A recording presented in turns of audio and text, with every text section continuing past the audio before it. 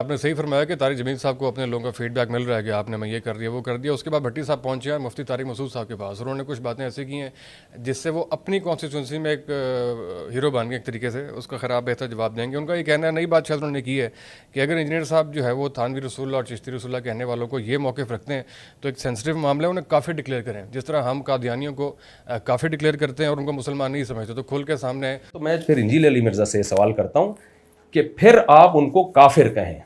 اگر آپ کہتے ہیں انہوں نے اپنے نام کا کلمہ پڑھایا ہے تو معین الدین چشتی بھی کافر, اور جن علماء نے ان کو کافر نہیں کہا, معین الدین چشتی رحمۃ اللہ علیہ کے بعد تو ہزاروں علماء ہیں نا, کسی نے بھی نہیں کہا کہ یہ انہوں نے اپنے نام کا کلمہ پڑھایا ہے, سب نے ان کو بزرگ مانا ہے, تو وہ سب بھی کافر ہیں جو. اور انہوں نے یہ آپ سے مطالبہ کی تفصیلی ویڈیو بھی آپ نے میں تو کھل کے سامنے ان کو پتہ ہی نہیں ہے, میں تو کب سے کیا ڈکلیئر کرتے ہیں. ہاں جی, میں نے کب سے ڈکلیئر کیا ہوا ہے کہ جو لا الہ الا اللہ چشتی رسول اللہ کا قائل ہے وہ دار اسلام سے خارج ہے.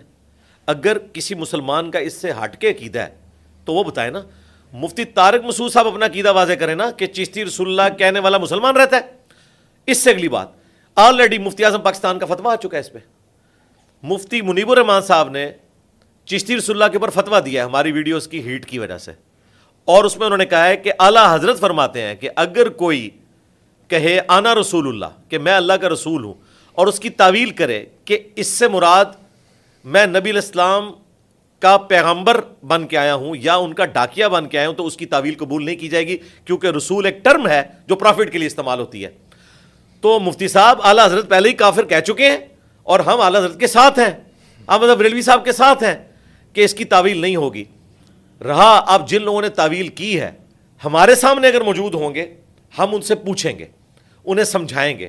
میرے خیال ہے جس طرح ہم کامیاب ہو گئے ہیں طارق جمیل صاحب کو یہ بات سمجھانے میں کہ فضائل اعمال میں جو کچھ لکھا ہے یہ قرآن و سنت کے خلاف ہے, میں اللہ سے امید کرتا ہوں کہ اگر اشرف تھانوی صاحب دنیا میں موجود ہوتے میں ان کو بھی قائل کر لیتا. میرے خیال ہے وہ ضدی نہ ہوتے, وہ عالم دین تھے. اب وہ دنیا سے جا چکے ہیں, ہمارے سامنے موجود نہیں ہے. ہم ان کی عبارت پہ کفر کا فتویٰ دیں گے, بندے پہ نہیں دیں گے. ہمیشہ سے ہمارا یہ موقف ہے. کھل کے ہم سامنے ہیں بھائی, مجھے بتائیں ان کو کھل کے سامنے آنا چاہیے. اچھا یہ مجھے کہہ رہے ہیں کھل کے سامنے آؤ, تو ان کا ایمان کیا کہتا ہے ان کو کہ چشتی رسول اللہ کلمہ اگر کوئی تعویل کرتا ہے تو اس کلمے کو کیا درست مانا جائے گا؟ یہاں رسول لغوی معنی میں ہے. لغوی لغت کا مطلب کیا ہے, میں بات پہلے پوری کمپلیٹ کر لوں پھر آپ بتائیے. رسول لغوی معنی میں ہے, یعنی لغت کے لحاظ سے کوئی بھی نمائندہ ہوتا ہے اس کو رسول کہا جاتا ہے. رسول کے ایک اصطلاحی معنی ہے, اصطلاح میں رسول پیغمبر کو کہتے ہیں. تو پیغمبر محمد صلی اللہ علیہ وسلم کے علاوہ کسی اور کو اصطلاحی معنی میں رسول ماننے سے انسان کافر ہو جاتا ہے. یہاں رسول لغوی معنی میں ہے, لغوی. یہاں رسول لغوی معنی میں ہے, لغوی. اس کی تعویل قبول نہیں کی جائے گی کیونکہ ایک خاص ٹرم ہے, وہ اسی طریقے سے استعمال ہوتی ہے, اس کو کوئی اس طریقے سے بدل نہیں سکتا. اور مفتی اعظم پاکستان مفتی منیب الرحمان کا فتویٰ موجود ہے. بہرحال مفتی صاحب شاید کچھ عرصے سے میری ویڈیوز نہیں دیکھ رہے, ورنہ اپڈیٹ ہوتے وہ.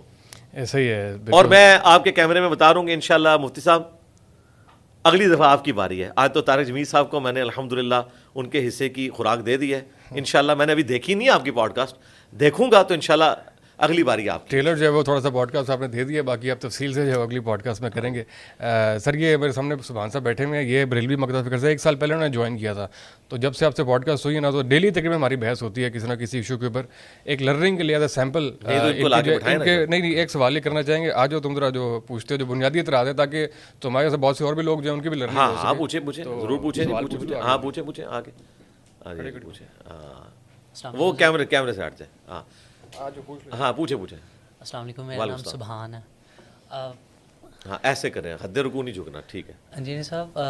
مطلب ہمارے جو اوپینین ہے نا, جیسے گھر والوں نے بچپن سے جیسے پرورش کی ہے, مطلب ہمارا ایک انہوں نے مائنڈ سیٹ بنایا کہ مطلب بزرگوں کی عزت تو کرتے ہیں ہم, جیسے دربار ہیں اور یہ جن ہیں, مطلب کچھ ایسی چیزیں ہیں جیسے ایک دربار ہے ہمارے وہاں علاقے میں, وہاں پہ ہم لوگ مطلب کسی کو کوئی چوہا کاٹ لے یا کوئی سانپ کاٹ لے, وہ وہاں جاتے ہیں, وہ ان کے وسیلے سے دعا کرتے ہیں, وہ ٹھیک ہو جاتے ہیں. تو اس طرح کے جو بزرگ ہیں ان کے پاس کیا ایسی کرامت ہے کہ ان کی وجہ سے وہ لوگوں کو کچھ ہوتا نہیں, وہ ہاسپٹل نہیں جاتے, وہاں پہ دعا کراتے ہیں. اور دوسرا آپ کے بھائی ادھر ہی رک جائیں, کوئی کرامت نہیں. چوہا کاٹنے سے تو کوئی نہیں مرتا, ہم تو کہیں جاتے بھی نہیں ہیں چوہا کاٹنے کے اوپر. سانپ, ہاں سانپ کون سا, کوبرا, کوئی بھی سانپ نہیں کوئی بھی سانپ نہیں نا میرے بھائی. پانی کے 80% سانپ ایسے ہیں جن کے اندر زہر نہیں ہوتا. سانپ پھر ہمارا ہوگا جیلم اکیڈمی کا. ہاں اور بزرگ ان کے چاہیے ہمیں, زندہ بزرگ. کوئی بڑے سے بڑا ان کا بزرگ جو زندہ ہے کاٹنا اس کو ہے سانپ, کیونکہ عام بندہ تو میں نے نہیں مروانا نا, کیونکہ عام بندوں کا تو آپ لوگوں کا تو قصور ہی نہیں ہے. اس گدی کے اوپر جو لوگ بیٹھے ہوئے ہیں نا, سانپ ہم انشاءاللہ پرووائڈ کریں گے لے کے اوریجنل قسم کا کوبرا سانپ, تو آ جائے میدان میں. یہ گھوڑا یہ میدان کرتا ہوں میں واقعی. اچھا یہ لوگ جو ہے نا, ہم کبھی راستے میں جا رہے ہوتے ہیں, ہاتھ ہلا کے سلام بھی کرتے ہیں مزاروں کو, اور بہت ساری اور بھی ان میں کافی اصلاح ہو رہی ہے, لیکن اس طرح کے بہت سادہ لوگ ہیں جو بھی اس طرح کے کانسیپٹ رکھتے ہیں, تو ان کے لیے اوور آل اسپیشلی جو بریلوی وقت فکرس ہیں اوور آل بریلویوں کے لیے تو ہمارا یہ رڈز ہے نا جی, میرے نبی سا ہے ہی کوئی نہیں, تیرے بابے تے شاہی کوئی نہیں. اگر نبی علیہ السلام نے کہیں فرمایا کہ کوبرا سانپ کاٹ جائے تو کسی مزار کے اوپر لے کے جاؤ, تو ہم تیار ہیں. نبی علیہ السلام نے تو ایسی کوئی چیز ارشاد نہیں فرمائی. جھاڑ پھونک ہو سکتی ہے, وہ بھی اگر صحیح کسی کے پاس کوئی اس طرح کا عمل موجود ہو.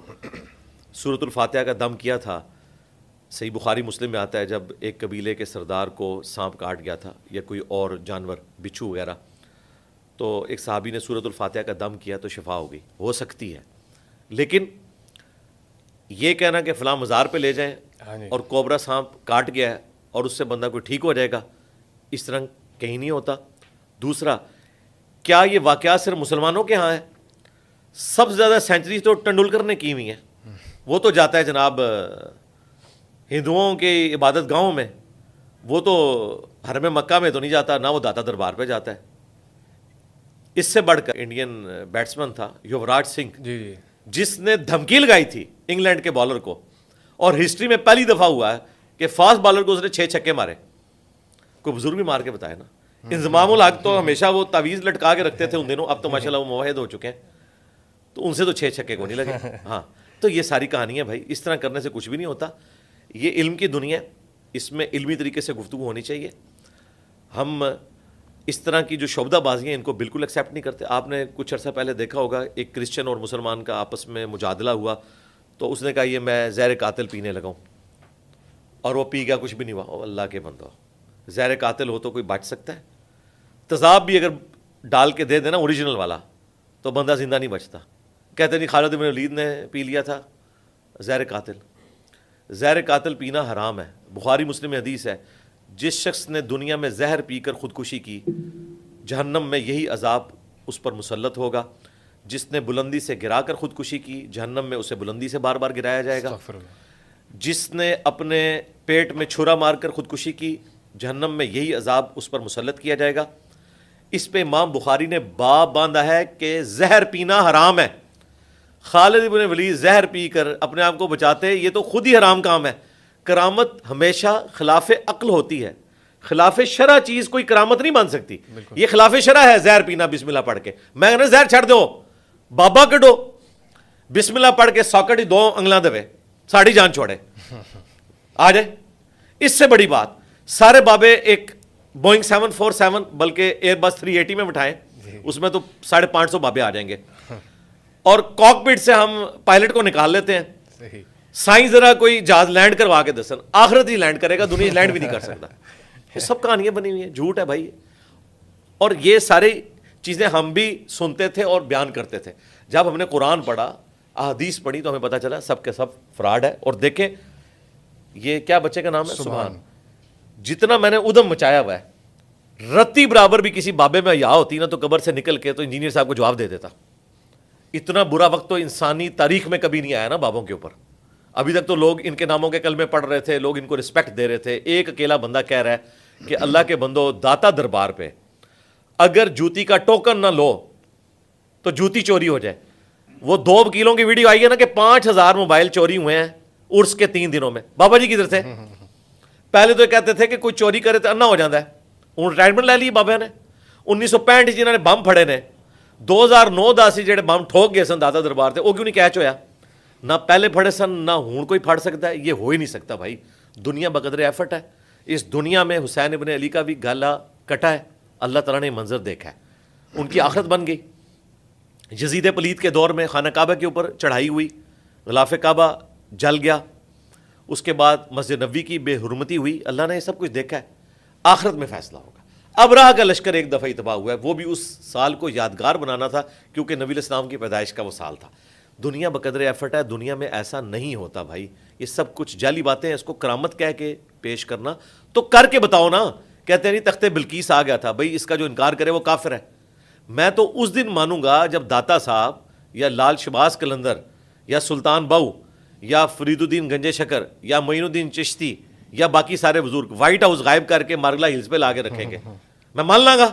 دیکھو 3 لاکھ میرے اسٹوڈنٹس اگلے دن نہیں اسی دن ہی بریلوی ہو جان گے. لو سامو آفر ہے کتنی بڑی آفر ہے. بہت بڑی. ہاں ایسے ہی ہے. اور ابھی ان کا مائنڈ سیٹ تھوڑا ڈفرینٹ ہوتا ہے. ابھی آخر آپ کے پاس آئیں, اگر یہ بندہ آپ سے امپریس ہوا نا تو اس نے اگلے 2 دن ہم سے کہنا کہ وہ اس سینے میں نور محسوس ہو رہا ہے. ایک سے اس طرح کی بات نہیں کرتے. تو مائنڈ سیٹ یہ اوور آل جو ہے نا وہ اس طرح کا تھوڑا سا ڈیولپ ہوا. تو ہمارے سینے میں تو اللہ کا شکر ہے پچھلے کوئی 16-17 سال سے نور ہے, اور اتنا نور ہے کہ بانٹ کے اور بڑھتا جا رہا ہے الحمدللہ. ہم تو سیٹسفائی ہیں. جو ایک خدا کے آگے جھکنے والا ہے نا, اس کو جو اللہ تعالیٰ توحید کی چاشنی دیتا ہے نا, وہ بزرگ بابوں کے ماننے والوں میں آ ہی نہیں سکتی. جو کسی بھی نانگے پیر کو دیکھ کے اس کو بھی سلوٹ کر کے گزرتے ہیں, کوئی مزار دور سے دیکھ رہے ہیں اس کے آگے جھکتے ہیں, پھر ان کو یہ فکر ہوتی ہے کہ فلاں کے آگے نہیں جھکا آگے کیا ہوگا. جو ایک اللہ کے ماننے والے ہیں انہیں کسی چیز کی فکر نہیں ہوتی. ایک اللہ کا تصور جو ہمارے محبوب صلی اللہ علیہ وآلہ وسلم نے ہمیں دیا, ہمیں دنیا کے تمام جھوٹے خداؤں سے, جھوٹے بابوں سے آزاد کر دیتا ہے. ایسے ہی ہے. انجینئر صاحب آپ کے بارے میں جو تاثر ہے کہ آپ پاکستان میں موجود سارے تقریباً مولویوں کے خلاف ہیں یا علماء کرام کے خلاف ہیں, کیا یہ بات درست ہے؟ زندہ جو علماء کرام. نہیں, میں علماء کے خلاف نہیں, ان کے نظریات کے خلاف. اگر میں علماء کے خلاف ہوں تو میں ان کے ناموں کے ساتھ حافظہ اللہ پڑھ رہا ہوں. کیا میں ان کے پیچھے نماز پڑھنے سے منع کرتا ہوں؟ میں تو جتنے علماء یہاں آتے ہیں نا امامت کے لیے, میں انہیں آگے کرتا ہوں. یار اور تو اور چھوڑ دیں, غامدی صاحب سے ہمیں بنیادی اختلافات ہیں عقائد و نظریات کے, کہ انہوں نے چند چیزیں امت کی مین سٹریم سے ہٹ کر دی. ان کے داماد ادھر آئے تھے, میں نے ان کو مین چیئر کے اوپر بٹھایا تھا. نماز کا وقت نہیں تھا, ورنہ میں امامت پہ بھی ان کو آگے کرتا. تو اللہ کا شکر ہے ہم صرف علمی اختلاف کرتے ہیں عقائد و نظریات کے ساتھ, نہ کہ یہ کہ ہم کسی سے پرسنلی کوئی نفرت کرتے ہیں. ورنہ حافظہ اللہ تو نہ کہہ رہے ہو, یہ تو نہ کہہ رہے ہو ان کو چندے دو. اور پھر دیکھیں ہمارے اسٹوڈنٹس اللہ کا شکر ہے ان علماء کی ویڈیوز دیکھتے ہیں.